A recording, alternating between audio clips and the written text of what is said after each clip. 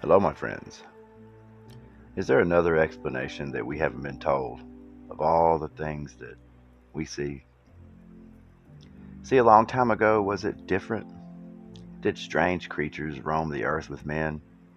Entities from above, did they watch over us like zookeepers? We've seen so many videos and stories and accounts. Wouldn't it be nice to see some of these marvelous things for yourself? What if I told you that the mountains of color still exist in plain sight? Marble mountains. We call them quarries. Take away the mud and dirt that the flood deposited on top of these, and you'll see how fabulous it once looked. Of course, they've cut down all the way to the bottom after thousands of years, but they were great. They were good. And let it soak in. Your heart and eyes will not lie to you. They'll see. And it's no way to explain how marbles formed. I just refuse to repeat the billions of years again, because that's all we get. And it's perfect. It'd be full of colors, soft, hard, and just rocks and everything, but it's not. It's beautiful. Someone made it that way, right? But once again, the explanations just don't fit what we see. And one day, no one will ever know. This will all be covered and it'll be gone. And that was just the mountains of color I wanted to show, because sometimes I do get confused myself. Now, the Masons of Crazy World, they sure have been busy through these years, haven't they? Because there are ancient ruins, cut stone and block laying strewn all over our realm. And they're magnificent, are they not? Massive blocks lie stacked one on the other, tremendous weight and size, removed from the bedrock and mountainside and carried sometimes thousands of miles across deserts, oceans, and wastelands, lifted and set into place with such perfection and beauty to the eyes. Whoever built these places had to know that we would marvel at them one day. The only thing left standing from a world that we never knew.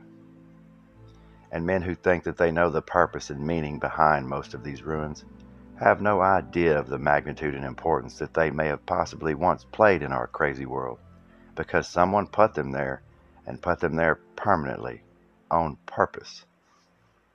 For what they do, who knows? Whatever reason or explanation for their presence is all but unknown. Sure, people make claims and theories, but to an honest person, a humble person, the claims and theories are nonsense, and in most instances, absolutely impossible. Yet there they are, left standing as a testimony for future generations. What were they before they were claimed to be altars and places to sacrifice things, right? Well, most people are familiar with Egypt, right? Its pyramids and ruins are all under the sand, they're everywhere. Marvelous cut stone and statues. And it's been proven. Archaeologists find two sets of building skills, one ancient and one modern. The most ancient, there's perfection within thousandths of an inch, as if CNC machines and computers were involved. The other, modern, so crude, as if a copper chisel was actually used. Right?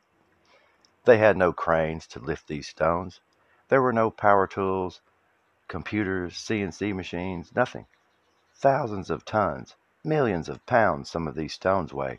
And, we are led to believe, it wasn't until 1838 AD when steam power was used to operate a crane with crude hydraulics made of metal and steel that could lift 10 tons, that's 20,000 pounds. In 1838, thousands of years later, there was a story from one of our family members. It told of how the great cities were built, how the stones were cut, etched, transported, and placed. And actually, there were many accounts of this. And to us, we're told, the entire world at one time just wrote nonsense and poetry, told stories to children for a lesson to be learned. Most of the time, we just dismiss these people. Or, the controllers, they just burn them. We don't need these books. We don't need this information. But what if we do? I wonder why we don't listen to these people, the people that built them, the legends and stories that they tell. Why don't we know exactly how things were done? And for what reason did everyone see the same things but someone was so smart, they decided they didn't. Hope that made sense, right? Until I realized the problem. The problem one would have with the explanation is you cannot control such emotion and power from a human. To know the true realm in which you imprison them in, oh, what trouble you would be in. So, they have to use the made up excuse. It's way safer for darkness to control the light because, well, you can't let the light know how to turn itself on. Remember that. And in all my research, I realized that the movies that we watch are exactly the same accounts from old. Aaron's rod, it was in the ground, like the sword and the stone. No one could pull it out no matter what. They used oxen and, jackasses, everything. They try to pull it out of the ground. They try to dig it out. It just wouldn't work. Well, here comes Aaron along and stubs his toe on it and jerks it out of the ground. And lo and behold, he wields the power of the Most High inside that. A gift from God. Not a Greek god, not fallen angel gods, but no, the true God to do good with. That's why they search the world for these relics all the time. That's why we have no hallowed ground whatsoever on this earth. Man digs up every single solitary tomb. They're not doing it just because they want to see the dead people inside. They're trying to find the relics of old, from the old world. Because listen to this. King Solomon was given something from Michael the archangel. A gift from God, a ring, engraved with the name of the Most High around its band. And with this ring was granted the power over the things in the air, on the earth, and under it. One ring to rule them all. It's a coincidence, right? I don't think so, because there's truly nothing new under the sun. And that is great to know, young people. In the course of the story of Solomon's testimony, we learn the reason why the priests can't cast demons, who the demons fear, why they do what they do, who they acknowledge as God, who the Savior is. By the way, who is Emmanuel? I would love someone to comment if they really know this whole Emmanuel and Jesus thing. It's just so confusing to me. And one thing I do not want to do is ever mislead someone. I don't know why, but all of these entities refer to who we call Jesus. They refer to him as Emmanuel. So weird, right? It's crazy in crazy world, right? Okay, so on with the story, right? So Solomon basically starts locking these entities away. Now, when I say demons, don't think of these things as demons. Demons is something that the Greeks came up with. A demon refers to something spiritual, almost like something in the air, something that is not physical, right? But no, these things were physical. Now he put these things in various vessels and he sealed them with the ring, right? With the seal of God, and he placed them in the temple. Now, that's the genie in a bottle, because a request of the king of Arabia, Solomon had a boy lock a jinn into a bottle. A genie in a bottle, right? He used some of these elementals, right, to help build this temple in Jerusalem. Well, they were half elemental and half physical. It's very weird. In the story, it said a being put the gigantic cornerstone on a pillar of air and pushed it into place. We've heard of that before. Now, please try not to think of them as spirits non-existent to your realm, right? Throw what you know about that aside. Think of what they're telling us. These were real physical beings that ate, spoke, drank, and existed. One occasion, a being is so vile he hangs it by the hair with chains in front of the palace for all to marvel at. Well, the last I checked, you can't hang ghosts in the air, okay? And right, one entity was sent to this darkness.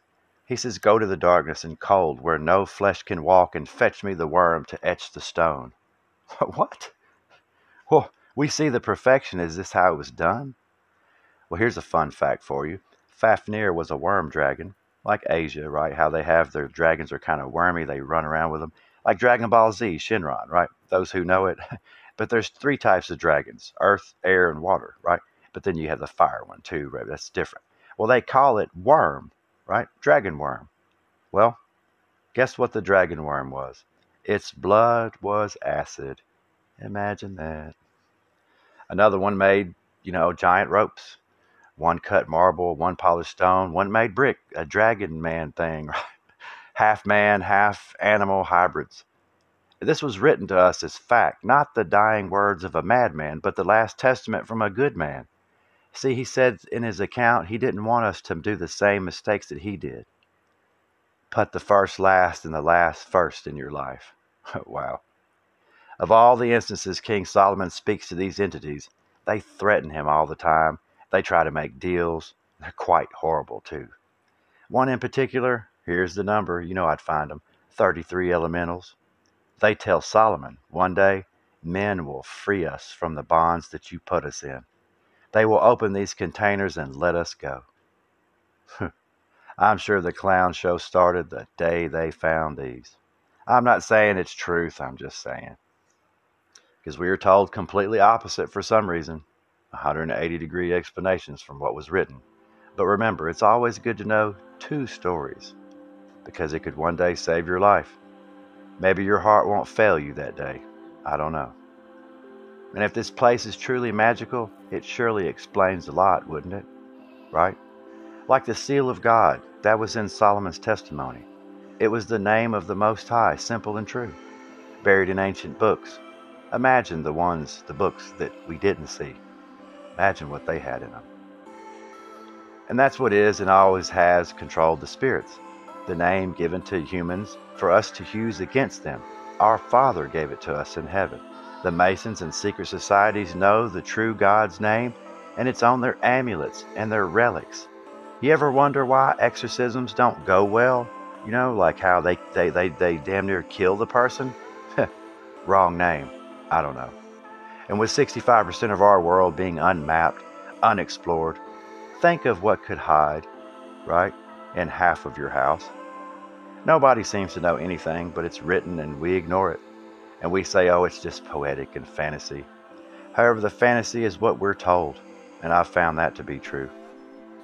Oh well, that was just a thought from me. It's different from the rest, I know, but since ancient people didn't do it, then who the hell did? And we can only wonder. Stay frosty, my friends, and be excellent to each other. I love you all. I'm Wild Dog, and I am out of here.